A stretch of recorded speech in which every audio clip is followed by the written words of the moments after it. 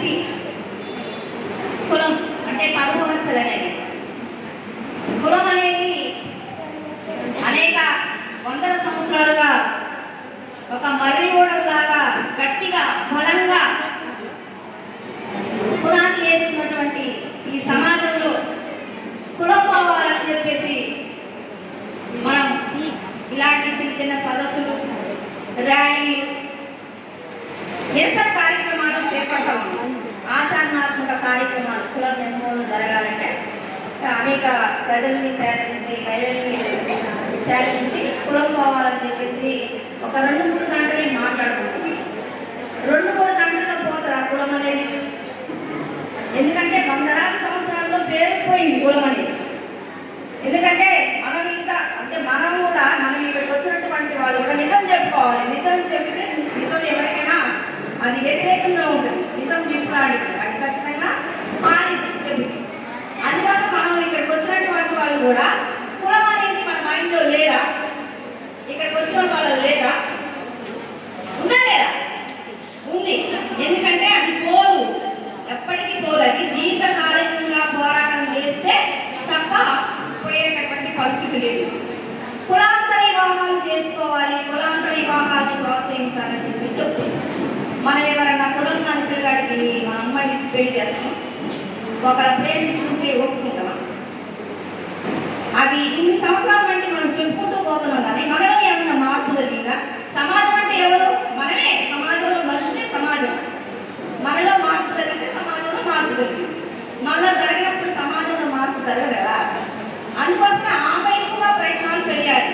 కులం పోవాలంటే కులాంతర వివాహాలు చేసుకోవాలి, సామంతి భోజనాలు పెట్టుకోవాలి, ఒకళ్ళని ఒకరు పోవాలి.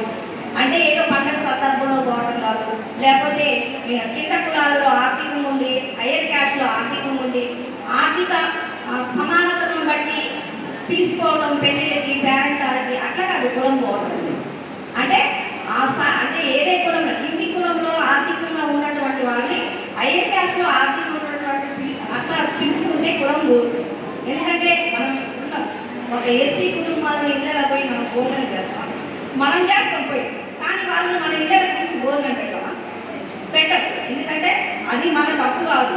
ఈ సమాజంలో అనేక సంవత్సరాల బట్టి పేరుకుపోయినటువంటి కుల వ్యవస్థ, ఆ కుల నిర్మూలన చేయాలంటే చిన్న చిన్న కార్యక్రమాలు మనలో కూడా కొన్ని మార్పులు జరిగి మనం కూడా ఈ కులాన్ని పోగొట్టుకోవాలని చెప్పేసి ఒక ఆలోచన చేసి ఆచరణలో నిరూపించడంలోనే కులం పోదు తప్ప ఇప్పుడేదో 2 గంటలు 3 గంటలు మాట్లాడుతున్నట్టు మాత్రం పోదు. అది ఖచ్చితంగా మనలోనే మార్పు జరగాలి. మార్పు జరిగితే ఖచ్చితంగా కుల నిర్మూలన అనేది ఇప్పుడు కాకపోయినా భవిష్యత్తులో మనం ఎప్పుడైనా ఏదైనా సాధించాలంటే కళలు కనాలి. కళ గ్యారెంటీగా సాధన అవుతుంది. అట్లా కాకపోతే కొంచెం టైం తీసుకుంటుంది. ప్రజల్లో మార్పు రావాలి, సమాజంలో మార్పు రావాలి.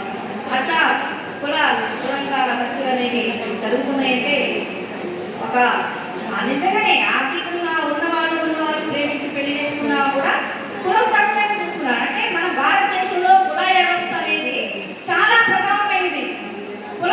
కులం అనేది ఏ దేశంలో లేదు. భారతదేశంలోనే అనేక కులాల వాళ్ళు, అనేక మతాల వాళ్ళు, అనేక జాతుల వాళ్ళు ఇక్కడ నివాసం ఉంటున్నారు. అందుకే కుల వ్యవస్థ అనేది కూడా అంత ఏమంటారు, మత వ్యవస్థ ఇవన్నీ కూడా ఇంత చిన్న కాలంలో పోయేటటువంటి పరిస్థితి కూడా లేదు. అందుకోసమే కులం పోవాలన్నా, మతం పోవాలన్నా మనం ఖచ్చితంగా పోరాటం చేయాల్సిందే. కుల పోరాటాల్లో, కుల నిర్మూలన పోరాటాల్లో, మత నిర్మూలన పోరాటాల్లో కూడా మనం అందరం ఐక్యంగా ఉద్యమించాల్సినటువంటి పరిస్థితి ఉంది. అందుకే ఈరోజు మహిళ గురించి చెప్పుకుందాం. ఎందుకంటే మన ఇళ్ళలో ఒక అబ్బాయి పుట్టినేమో సంబరం చేసి మంచి ఫంక్షన్లు చేస్తాం, అమ్మాయి పుట్టినేమో ఏదో ఎందుకే ఆమె ఎవరో ఇచ్చి పెళ్లి చేసే అమ్మాయి ఎందుకు పెద్ద ఫంక్షన్కి అబ్బాయి అని చెప్పేసి చెప్తాం. పెళ్లి చేసినప్పుడు కూడా మనం ఒకటే అడుగుతున్నాం, అమ్మాయిలో మార్పు రావాలంటే, అమ్మాయి కుటుంబంలో మార్పు రావాలంటే ఆస్తిలో సగం వాటా ఇవ్వాలి కూతురికి. పెళ్లి చేసేటప్పుడు మనం పిల్లకి సంబంధం చూస్తాం. ఎందుకంటే ఈ మాట నేను చెప్పట్లేదు, రాఘవుడు చేయని చెప్పేసి ఆయన మన భారతదేశానికి స్వాతంత్రం రాకుంటే మన భారతదేశంలో ఉన్నటువంటి స్త్రీలు, ఈ ప్రపంచంలో ఉన్నటువంటి స్త్రీల యొక్క స్థితిగతుల గురించి మాట్లాడారు. ఇప్పుడు చెప్పిన మాట్లాడారు. అందుకోసమే పెళ్లి చేసేటప్పుడు మనకున్నటువంటి ఆస్తిలో అమ్మాయికి సగం భాగం ఇవ్వాలి. ఇస్తే ఆమె కూడా ఆర్థికంగా ఉన్నది సమాన స్థాయి మోటా ఇది అంటే ఇప్పుడు ఇస్తున్నారు. ఇప్పుడు కూడా కొట్లాడి సాధించుకుంటున్నారు తప్ప వాళ్ళేదో మన తల్లిదండ్రులు మనకి సమాన భాగాలు ఇవ్వట్లేదు. అంటే 90% అంటే 90% మంది అబ్బాయిలే ఎక్కువ ప్రాధాన్యత ఇస్తారు. ఎందుకంటే మా వంశధారులు, మా కులాలు పెట్టరు, మాకు వలకూరి పెట్టరు, మీరు చచ్చిపోతే చూసుకుంటారు, మమ్మల్ని మంచి చోటు చూసే వాళ్ళని చెప్పేసి ఇంకా సమాజం ఇంత మారుతున్నా కూడా మహిళల పైన ఇంకా ఎందుకు వివక్షత? మనం కన్నా బిడ్డలమే కదా, ఒక తల్లి గర్భమే, ఒక తల్లి పుట్టినటువంటి బిడ్డలమే మనం. ఆ గర్భం నుంచి బిడ్డలకే ఎందుకు అంత వివక్షత చూపిస్తున్నాం మనం తల్లిదండ్రులలో? ఆ వివక్షత వల్ల ఈరోజు మహిళ ఇంకా వివక్షత కూడా గురవుతా ఉంది, ఆర్థికంగా కూడా కుదించబడతా ఉంది. అట్లా సమాజంలో ఉన్నటువంటి కుటుంబంలో కూడా ఆస్తులో కూడా ఆమెకు సమాన వాటా ఇస్తే ఖచ్చితంగా ఆమె కూడా మగవాళ్ళతో పాటు సమానంగా ఆర్థికంగా స్థితిగతులు మెరుగుపడే విధంగా కూడా ఉంటుంది. అట్లా మనమే చేయట్లేదు. అందుకే మహిళ రోజు రోజుకి వెనకబడుతున్నటువంటి పరిస్థితి కూడా కనబడతా ఉంది. అట్లా ఇంకా చెప్పుకుంటే పోతే చాలా ఉంది. ఎందుకంటే మనలో కొంచెం లేట్గా స్టార్ట్ చేసుకున్నాం, మన సభని ర్యాలీ ముందు చేసుకున్నాం కాబట్టి అట్లా మీరు కూడా కులం పోవాలని, మతం పోవాలని, స్త్రీ పురుషులంతా సమానంగా ఉండాలని చెప్పేసి ఇట్లా అనేక ఉద్యమాలు మన ప్రగతిశీల మహిళా సంఘాన్ని మన పార్టీ తీసుకున్నటువంటి కార్యక్రమాల్లో కూడా మీరు అందరూ ఉండాలి. ఇంకో ఒక 4 గంటలు 3 గంటలు ఉపన్యాసం ఉంటుంది కాదు, మనం ఒక చిన్న పని చేసి చూపెట్టాలి, ఆచరణ చూపెడితే అందులో మనం సక్సెస్ అవుతుంది తప్ప అట్లా మీరందరూ ఆ వైపుగా ఆలోచించాలని, పురాతన హత్యలకు వ్యతిరేకంగా పోరాటం చేయాలని చెప్పేసి ఆ వైపుగా మీరందరూ ఆలోచన చేస్తారని కోరుకు ఈ అవకాశం అభినందనలు తెలియజేశాను.